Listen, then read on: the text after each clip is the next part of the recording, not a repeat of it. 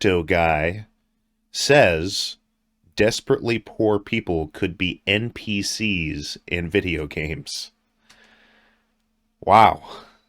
What? Do we have any initial reactions to the I mean, there's people in real life that are already walking around like NPCs, so right? Yeah. Technically, Well, I yeah. got one. Kenichi, what? Say what? So Honestly, I'd rather anyway, be an NPC than have main character syndrome.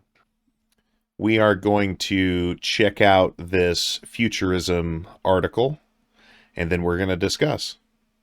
So, Axie Infinity, a play-to-earn game that allowed gamers to collect tradable crypto tokens by playing it, became a way to make money when hard times hit during the COVID-19 pandemic.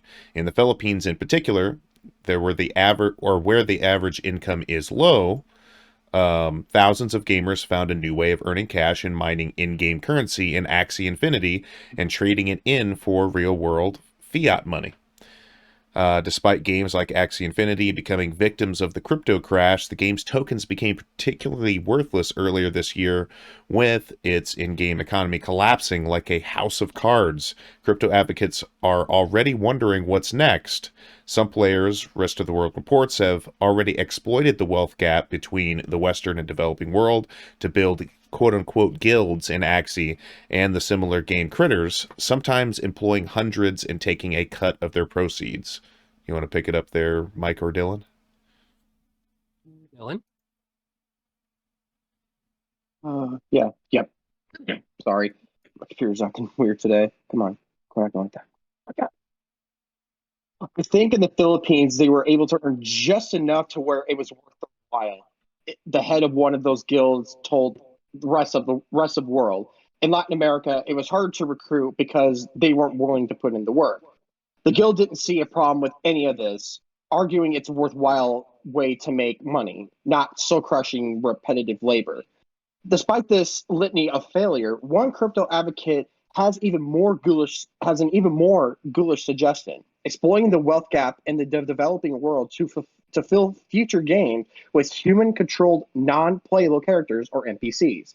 With the cheap labor of the developing country, you could use people in the Philippines as NPCs. Makai Kosher, an NFT gaming consultant, told Rest of World. These NPCs could just populate the world, he said, or maybe do a random job or just walk back and forth, fishing, telling stories, a shopkeeper. Anything is really possible.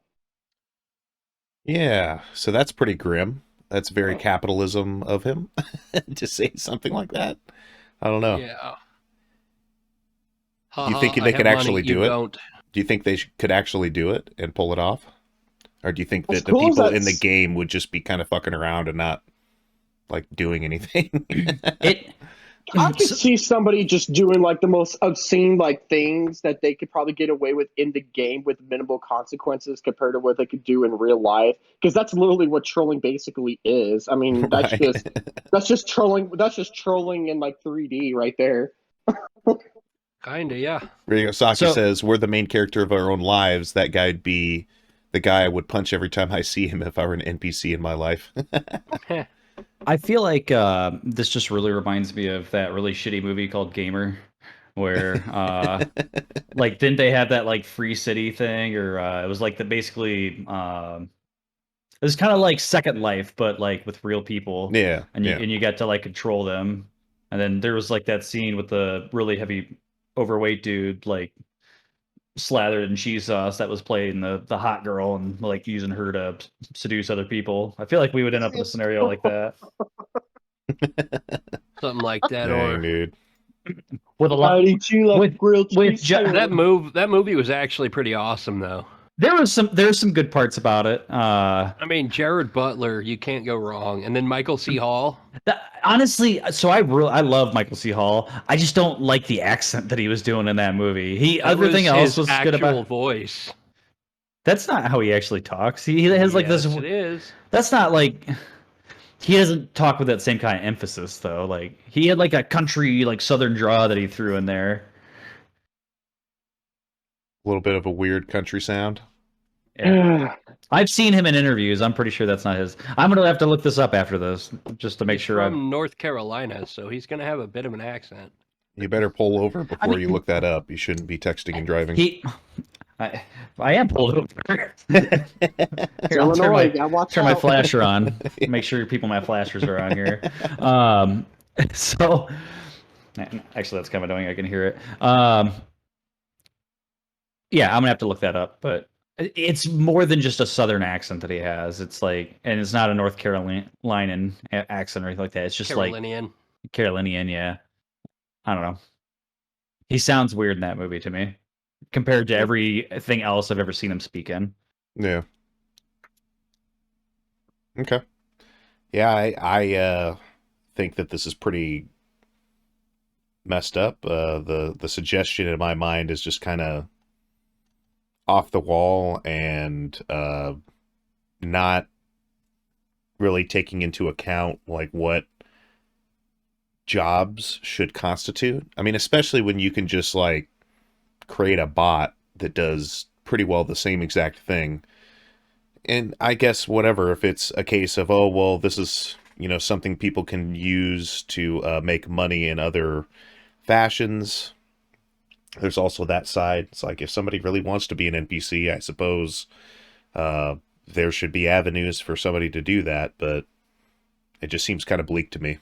If they put a job posting out there and somebody signed up for it and they're getting paid for it, there's nothing wrong with that, I guess. But it's just the feasibility of it and like why would what is this person going to do as an NPC or like, oh, I can't do this mission right now because it's not between like 5 to 9 or whatever.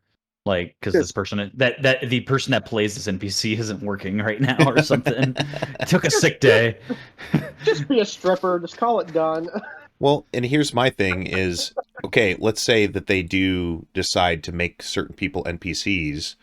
I mean, granted, you have to have the development team, which most gamers aren't, or most game companies aren't creating machine learning type algorithms. But hear me out for a second. I'm just saying, like, they could just pay somebody to be the NPC and act out a bunch of various unique tasks within the world.